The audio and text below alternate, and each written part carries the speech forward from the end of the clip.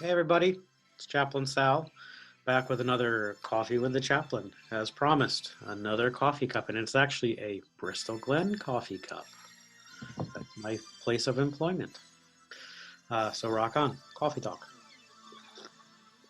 You may have noticed I am joined today by a most awesome guest. It's the Rocking Rev, Reverend Todd Laddick from First United Methodist Church in Newton. Hey, everybody. Glad to be here. So Todd and I are co-hosts of the Party on John cast. Check it out, partyonjohncast.org, if you want to hear some of our rockin' conversations. You want to introduce yourself, Todd? Sure. As Sal said, I'm Reverend Todd Laddick. I serve First United Methodist Church of Newton. Many of the people listening to this probably have seen my face around the hallways of Bristol Glen if they don't know me personally, and many probably do. So it is always a pleasure to serve alongside the most rockin' chaplain, Sal, and to serve alongside Bristol Glen. You guys are an awesome community. I'm super proud of you, the way you've been handling this COVID-19 epidemic. So yeah, glad to be here. Yeah, thank you. And we've been sharing your online digital worship services with our faithful faithful folks. Part of my chapel services and on Sundays. So Thank you.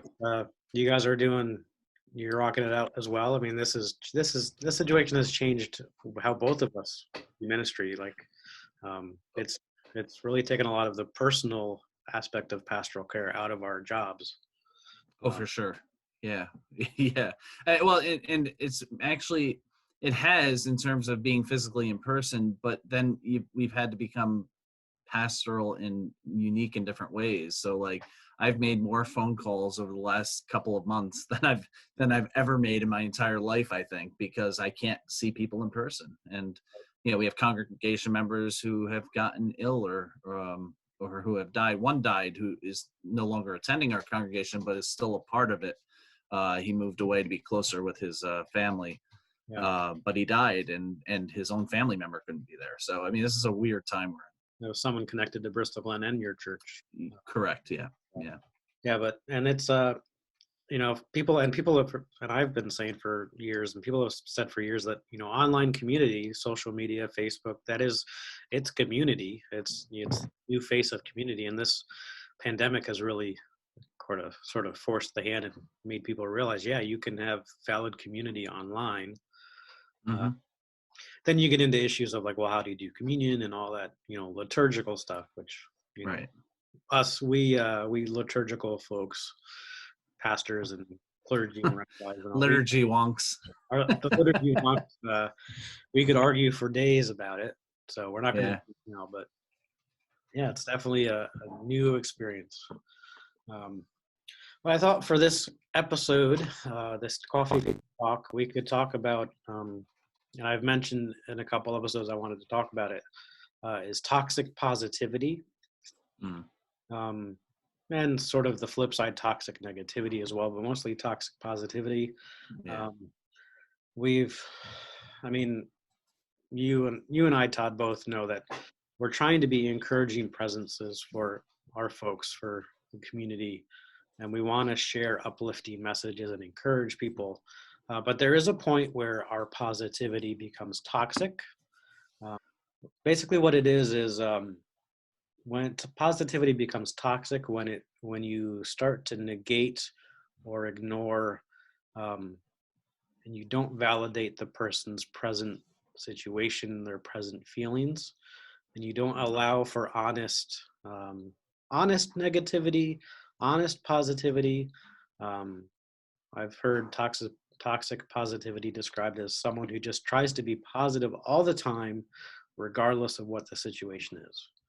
And it becomes dangerous because, like I said, it doesn't validate what the person is feeling in the moment. If you don't allow someone to feel the negativity that they're feeling in the moment and tell them you have to be positive, it makes them less positive. Yeah, and I find that, and I'm sure you have, Sal, that as clergy, let alone as Christians, as clergy, we're expected to have the smile on our face 24/7. So if for some reason you and I are struggling with something, God forbid we let anybody else know that, because we're supposed to be lifting them up. Yeah, yeah. That was, I know in my ordination process, that was a suggestion made is don't share so much. You share too much. It's like, well, I'm sharing my humanity. Um, Yeah, so yeah, there is that fine line with that. And I've been yeah, told in my chaplaincy work of when I've had to process my own emotions and still process other people's emotions. You're too negative. Why are you being? He's been very negative lately. It's like, yeah. Eye roll. But yeah, and I think we've talked about this before, but I think, the church itself, and we'll count Bristol Glen as a church too, because wherever there are believers, there is the church. The church should be a safe place for people to work out their struggles with others, and it's not. You walk into a church and everybody puts on their A game, right? They put on their smiles. They walk around like nothing is bothering them. Yet many of them or some of them at least, if not many of them, are crumbling on the inside, and they would never share it with somebody at church because that's the last place you would share it. And it shouldn't be that, and that's that kind of that toxic positivity where we're being faux positive, we're being fake positive to the point where we're actually detrimental to the health and the life of the church. yeah. I forget who it's attributed to, but there's a saying of people say the church is full of hypocrites, and the response is, well, there's always room for more. Um, Truth. yeah, Yeah, this is not just a church thing or it's a human thing. so it's a human thing. Yeah, Um, it's regardless of if it's a religious community or a work environment. Um, you know, people need to be able to express emotions and feel validated in their emotions and be given hope. And you and I, Todd, as clergy, like you said, it's our job to give people hope and remind people of their hope. yeah, Um, so when someone is saying, "Well, squash that feeling. Don't express it," and they're doing this because they feel uncomfortable. I've mentioned right. this in previous videos. We often don't like to sit with people in their grief because it makes us uncomfortable. Yeah, Um, yeah. And I would add to that. I think yes, we are as clergy meant to provide hope, but liken this to a Catholic priest who's trying to counsel somebody on being married when they don't know what it's like to be married. They've never had that experience. I think it's actually a hopeless place when we're uber perfect in the eyes of others, because then people are like, well, he's a pastor, of course he's that way, I can never reach that. When in reality, as clergy, as chaplains, and as pastors, as clergy, we're human beings, we struggle. And I think people seeing us struggle, as long as it's not like a pity me, oh, pity me party, I think is if they see us struggle and then come out on top of it, it's like, oh, he can do it, maybe he could give us the help to do it as well. And then that becomes a very hopeful thing, rather than, oh, he's on some pillar above us, I can never do that. yeah, Or she, yeah. let's not talk. Yeah, I liken it to Paul's servant uh, poem about Jesus. So about Jesus didn't see himself above us as God. He took it upon himself to be like us. That's our, yes, that's definitely Todd and I. That's our model. Is we want to show people like yeah, we're not.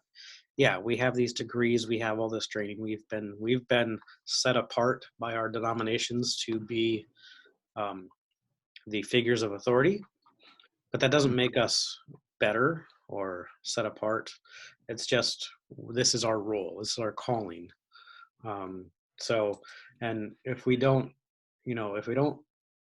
get into positivity, like true positivity, um, then we alienate our folks. We don't allow for true expression. Um, there was a post put out by a social worker that differentiates validation and hope as opposed to toxic toxic positivity.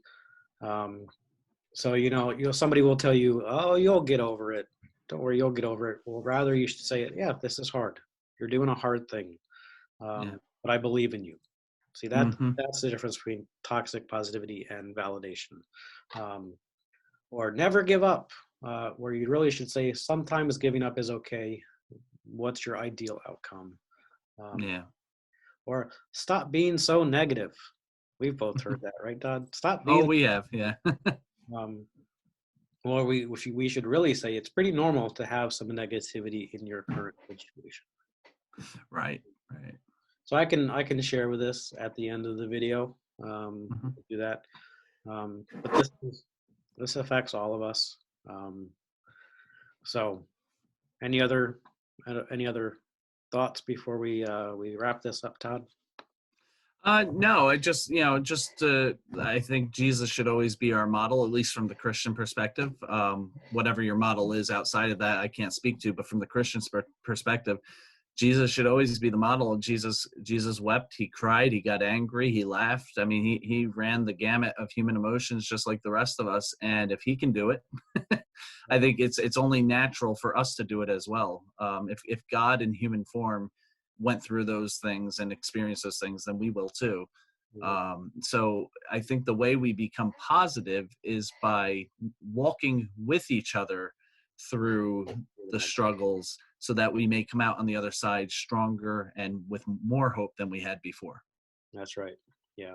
We don't cheer someone up by forcing them to cheer up. We cheer them up by being present. Correct. Yeah. Yeah. Yep. And It's all about presence. just like Jesus did.